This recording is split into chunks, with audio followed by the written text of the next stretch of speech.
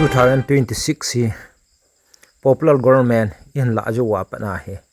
jolanal ki sei tampen na kum ta ku ki te thu sima ringa he thei ta cha hin he he chi gmf te ya supi khanin a ho lim na a pha adi di ki bol ho hi ki ta do le inam piu so na khang di hi tai ati he bo jang na tum ta hi tu ni video awang hi jolana lai ki wai pun ho tampi ho chu ki sei pun tin a hi wanga holam hin tong kha chang le defamation sang ta khat na video chu ken jang hi chi channel a hi mi pi buina khat ai ya a ka hin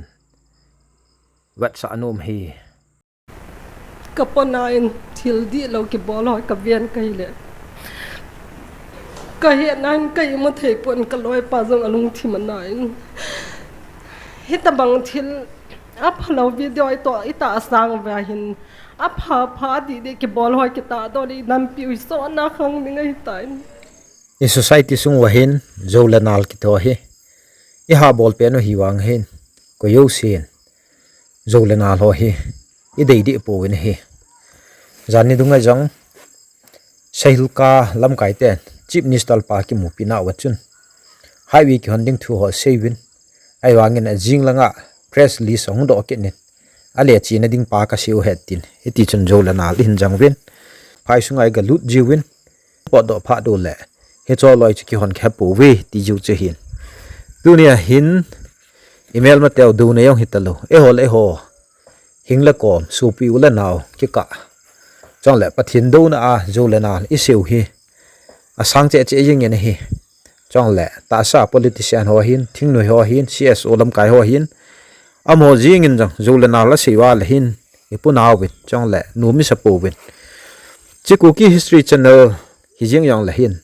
hulam thuwa hi jolanal thu ho ong kha se yi pha la hin ken jang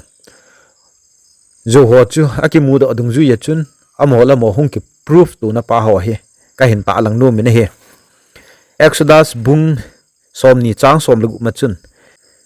nehing na kom dungunan ju thua het tu sa a na pan loading hi atin he chang le pathin la chal a he nu evangelist chin khulam gmf dai founder nu tung changa jolanal thu ki sei asang ma jing in he chi ho chu abon chi kai tu ni khon koi ma chan proof jo hi jang lew han phal le ni khu hung chen tin pathin in adi na pa ho chu a hin musa tho ding hin tunia hitabang sum mi taw pin sum tam ta ke la in alom lom ki kwai ki tia video hong ki sim khum khat chu ke yong ha I hin ha fol wa lewen he cho chu ken jang hi ti zo hi ta approve evidence pa evangelist nu jan suma pi he ti o chun ka le pi kenin athil video hong ki sim ho chu ka tha pi nai la kha don a sei ding a sei tho kin lai ben he chi wa na la hin ibat daw khat chu zo thu a hi het tu sa zo hin kilambe false witness izat bam khatum jang la ai cho thu chu I sei te yuwa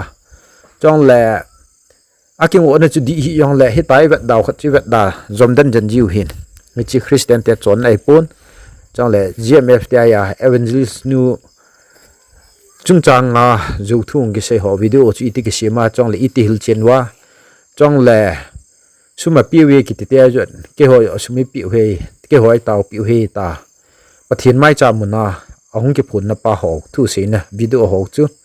si nei na lang nei na behelin ve ki taw hete so newin video and viral sa evangelist nu khona khuna suma sat hai tia video hong viral chui musu ke deu hena hichinu chun ama hi hin ama hin amu ma chu a hi lo dan het chi ja apo na be se ja chu a sei chin nu min na ja chu ma pha chom cha na piu hitio ka ke pa e chlai mona thu chian sei thei dinga pathin in dam na phat phai pi zen amasan pathin ka thang vain kai ni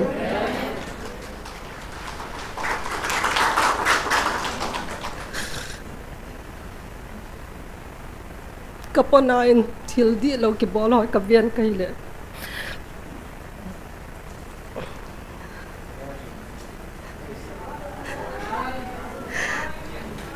ka he nan kai mo thei pon ka loi pa jong alung thimanai hitabang thil Apalo video ito itaasang bahin. Apa di ke bol hoy kita do di nampi so na khang ni ngai tain.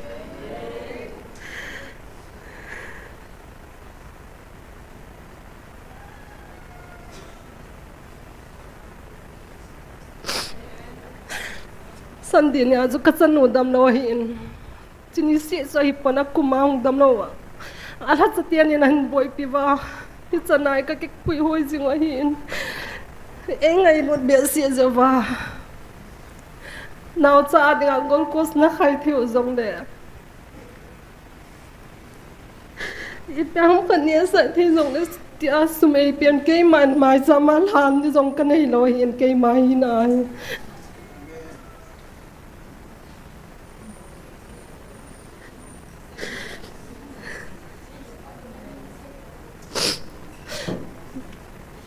Di lauta ala sanun ke kuna sumasal ha piati chu adi mo van ka pana be sen ne hi chi hil chen dinga chu ka hung din hi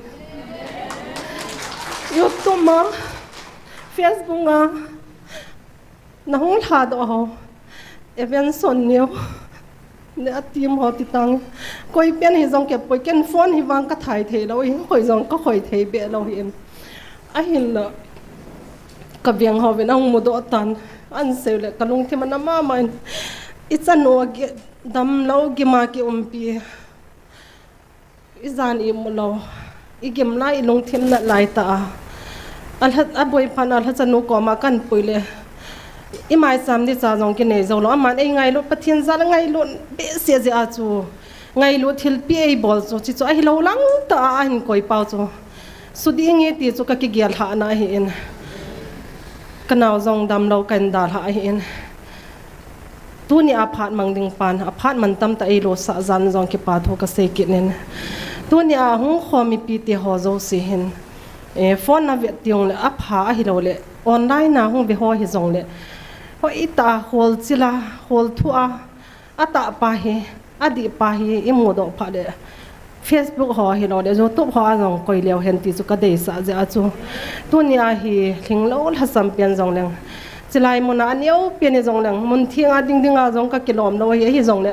tho zo pa chu ka sei do lo ke ma ka hi ja chu a to nu ka cha nu pui nu chu ke ka hi ja chu ke ma tan ka sei lo le ko I ma chan na ta san ki lo dio hi ja chu ke ma tan su chin na sei chin na ka ne in tu nong tu ban le hi ta banga hi bol ki lo divin ka tim no min a tha cha ten in hi banga thil pha bol no ho hi a si ta do ta bang wa he a pha bol no zo siu hi ta do leo hen iti na mo khan to da di hi tam na ai chi a chu phone na youtube ma ki salal ho pi ham a virus ta ti wam hi thia thang le ho hi I bol no mo zong le evangelist ni a tha cha ten in pathian thua ko na ngai lu na thil pha bol ho hi so hitin bol ti ti chu tu ni a ke ma ambol pian in zong te na kan ne na he tu nong tu ban ne wang hi ta bang thil pha lo hi so ki lo ding ka tiam no men to a zong hi ne he chi no mo wa a hi zong ke ni hung ki dot the ka phone number zong ka pi the hi chlai manam ka dal ha the hi a hi lo da an dan zo ka pon at wa za zan zong kai mo the lo tai thil di lo bol ki ti hi lunga tong kha en a pha cha cha chu koi lew hen hi cha ka chanu kan pu ei tau pi na ma ba na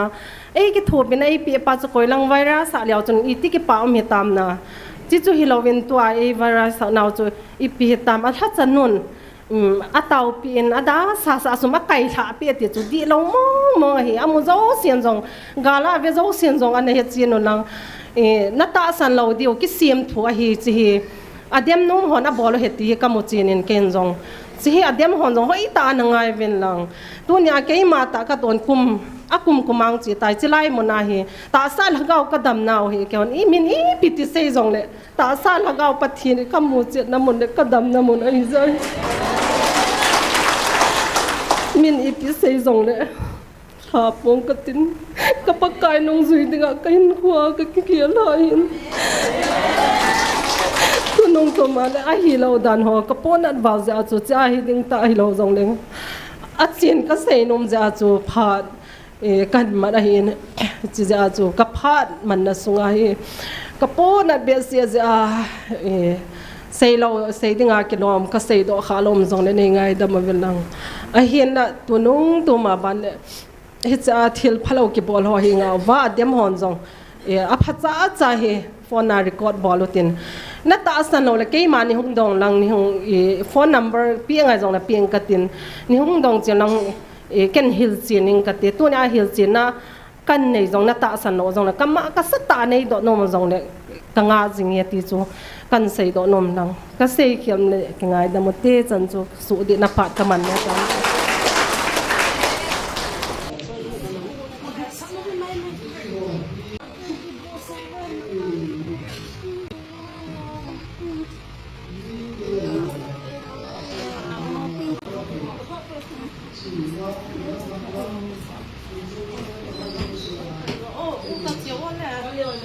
Zaulenal ki pana video ahung ki sim kit in chi cham sak ana veo ten ni thum masanga hi isopi pau hin video khat an upload a hin evidence atin na tauna mi hon tauna evangelist nu koma mi hon tauna akit cho thu he ti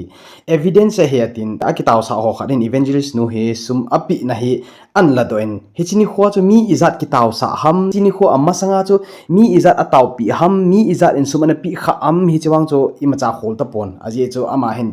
mi khat hin sum api hi mel chi ke ya evidence ati je chule asum pi dong hi abandal lin ta an sa do an pi dan na sen he chi hi thamkhat ga aviao ten evidence mo mo mu thia hom do de twai ve mo mong to hi tia hi min a ko ma taw na ki choice chi beta mo wa ko api ko be ga ke lut chat ki sum nong ko sa thau cho tàu này không khu second nga second của ông khát second của aman cho na samo hi cha hin second get bo tàu pi tin second group chat da khu ga veo te hi chi hi a video hina second group chat nai ga vel vet ki do te second nga group ati da chat khu he event di cho ga veo te le second nga second của ông khát second group ati chat na khu glitchum khulana ka so pi pa nang man jong he ding everything nang ma le nang ma na ki zo bol ham video kap nu khun a video ko post ji he aji chu taw na ko shot wale mi hon jong nom lo bi cho taw shot wal chu nang na phundi chu me nang na taw ham na taw ji lo ham chu la khe pon na chule sunday ni khwa hi tinom tan mi khat hong ki taw sa in ai le evangelist nun a ha da mo serious wal ji chun akizan sa akivet sa andinga suma pi khu item reverse psychology and mangcha ni so pi paw hin evangelist nu zo khun sum akila dhanin an sei kit tan na hechi a video he ga veki no te thamkhat sum qua sa la pieng sum la ta tàu pi zawa ko sum qua su la tho yin chu sum la hoi ti sum la a ti yin chu bana pi bot mang zal kit je business is ko so pi tyo hechi man video an ta na reverse psychology mi tam tan jang manin na ama hinwang gul do ha thu ta az a mi ho hi lhem zo na nge ta chon se hin ewanga video ko sai la honiao chakha ko hen mi hona video ve na ma zo an le hi le tan iso pi pau hin zolena la hi munzo sia hi ki tholmang ke dham ati aki ki tholmang ke thei ham ati hin ichi backlash an mutan hi chi video chunga hin henge video ki chi dom khat hin vet sa nge hi chi ga biote video ki chi dom khat